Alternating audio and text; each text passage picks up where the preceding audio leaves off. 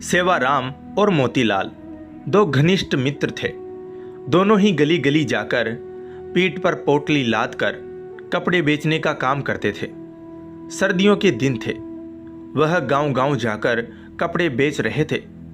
तभी एक झोपड़ी के बाहर एक बूढ़िया जो कि ठंड से कांप रही थी, तो सेवाराम ने अपनी पोटली से एक कंबल निकालकर उस माई को दिया और कहा कि माई, तुम ठंड से कांप रही हो, यह कंबल ओढ़ लो। तो बूढ़ी माई कंबल लेकर बहुत खुश हुई और जल्दी जल्दी से उसने कंबल से अपने आप को ढक लिया और सेवाराम को खूब सारा आशीर्वाद दिया। तभी उसने सेवाराम को कहा कि मेरे पास पैसे तो नहीं हैं, लेकिन रुको, मैं तुम्हें कुछ देती हूँ। वह अपनी झोपड़ी के अंदर गई। जब बाहर आई तो उसके हाथ में एक बहुत ही सुंदर छोटी सी ठाकुर जी की प्रतिमा थी।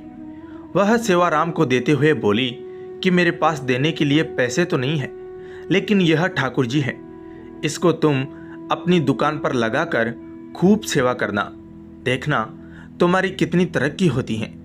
यह मेरा आशीर्वाद है। मोतीराम बुढ़िया के पास आकर बोला, अरे ओ माताजी, क्यों बहाने बना रही हो? अगर पैसे नहीं है तो कोई बात नहीं, लेकिन हमें झूठी तसल्ली मत दो। हमारे पास तो कोई दुकान नहीं है, हम इसको कहाँ लगाएंगे? इनको तुम अपने पास ही रखो। लेकिन सेवाराम, जो कि बहुत ही नेक दिल था और ठाकुर जी को मानने वाला था, वह बोला, नहीं नहीं माताजी, अगर आप इतने प्यार से कह रही हैं तो यह आप मुझे दे दो, पैसों की आप चिंता मत करो। तो सेवाराम ने जल्दी से अपने गले में पड़े हुए परने में ठाकुर जी को लपेट लिया और उनको लेकर चल पड़ा। बुढ़िया दूर तक उनको आशीर्वाद दे रही थी। हरि तुम्हारा ध्यान रखेंगे, ठाकुर जी तुम्हारा ध्यान रखेंगे। वह तब तक आशीर्वाद देती रही जब तक कि वह दोनों उनकी आंखों से ओझल ना हो गए। ठाकुर जी का ऐसा चमत्कार हुआ कि धीरे धीरे दोनों की कमाई ज़्यादा होने लगी। अब उन्होंने एक साइकिल खरीद ली और साइकिल पर कपड़े बेचने लगे। अब फिर उनको और ज़्यादा कमाई होने लगी तो उन्होंने एक दुकान किराए पर ले ली और वहाँ पर ठाकुर जी को बहुत ही सुंदर आसन पर विराजमान करके दुकान का मुहूर्त किया। धीरे धीरे दुकान इतनी चल पड़ी कि अब सेवाराम और मोतीलाल के पास शहर में बहुत ही बड़ी बड़ी कपड़े की दुकानें और कपड़े की मिलें हो गई। एक दिन मोतीलाल सेवाराम को कहता है कि देखो, आज हमारे पास सब कुछ है, यह हम दोनों की मेहनत का नतीजा है।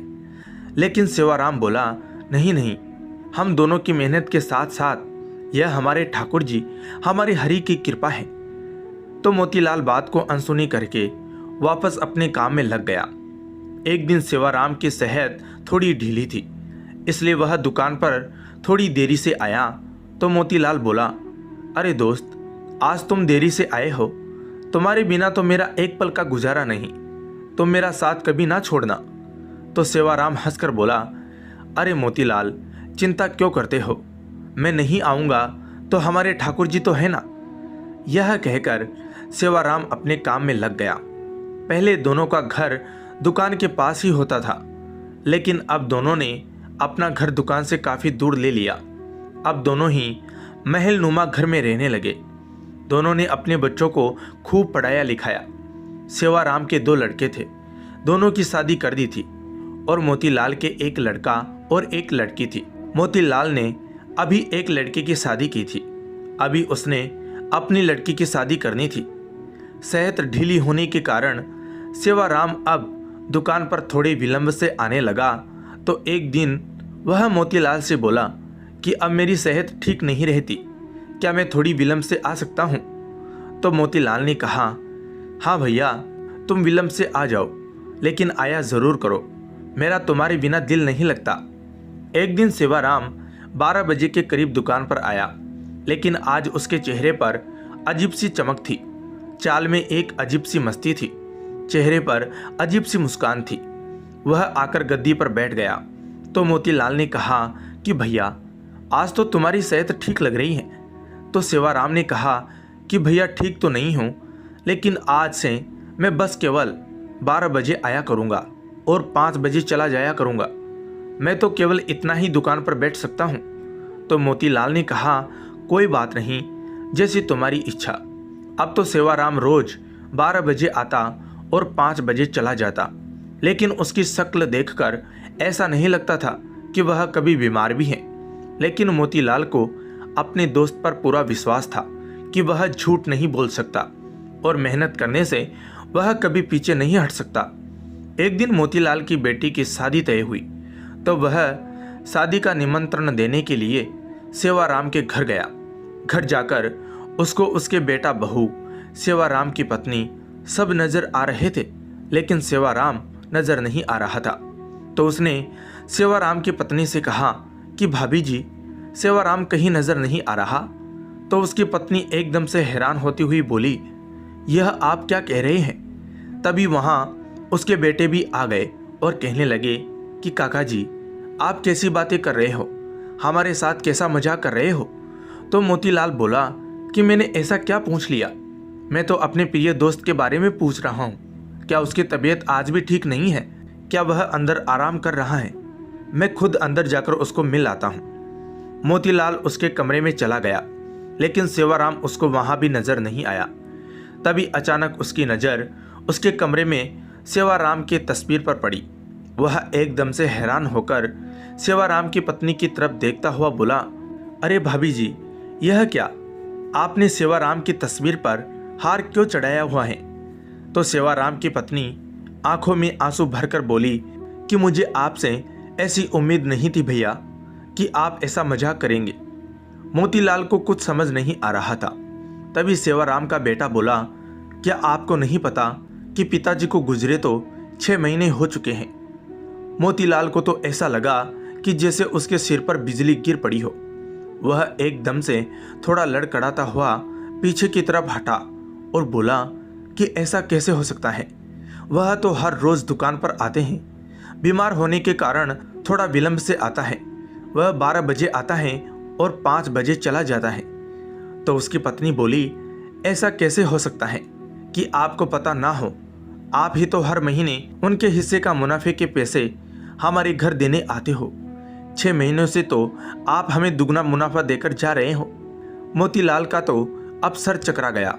उसने कहा कि मैं तो कभी आया ही नहीं, 6 महीने हो गए, यह क्या मामला है?